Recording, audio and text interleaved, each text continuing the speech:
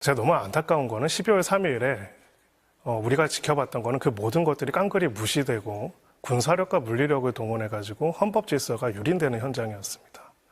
개헌 포고령에는 이런 말이 써 있습니다.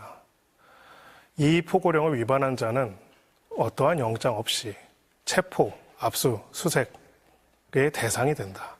그리고 처단한다. 이런 표현이 있어요. 가장 핵심적인 헌법적인 영장주의의 원칙도 완전히 무력화하는 내용들로 이야기를 다 해놓고 나서 이제 이러한 부분들에 있어가지고 범죄가 수사가 진행이 되니까 갑자기 법원이 발부된 영장에 대해서도 수사 영장에 대해서 이런저런 지역적인 이제 이슈들을 제기를 하면서 거부한다는 것. 사실 이 사건의 본질에 대한 부분들은 여기에 있다고 생각을 하고요. 아까 우리 기자님께서 말씀하셨지만 기본적으로 내란죄 수사권은 경찰에게 있고요.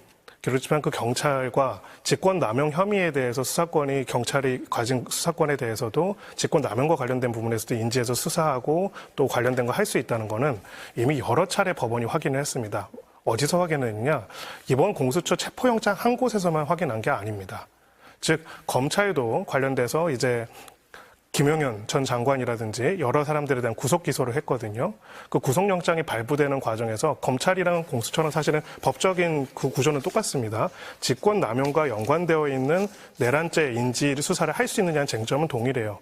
이 모든 구속영장에서도 모든 담당 판사들이 여기에 대해서는 관련돼서 할 수 있다고 판단했기 때문에 구속영장들이 발부되고 이번 체포영장도 발부된 겁니다. 그리고 최근에 어제 있었던 항고심에서도 거기에 대해서는 문제가 없다고 판단이 된 거예요.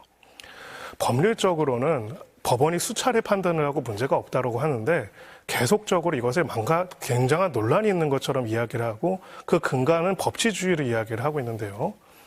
영장도 없는 체포를 임의로 마음대로 하고자 했던 케이블타이와 방망이를 동원하려고 했던 세력에 대해서 실체적 진실을 밝히는 과정에 있어서는 지금 법원이 발부한 영장에 대해서도 이런 논란들을 계속적으로 만들어내고 그리고 그런 논란들을 해당되는 변호인들이 거의 돌아가면서 돌림놀이 하듯이 하는데 그거를 언론에서는 계속 다운표 기사로 해서 언론에 도배가 되고 있다는 것이 저는 사실 개탄스럽지 않을 수가 없습니다.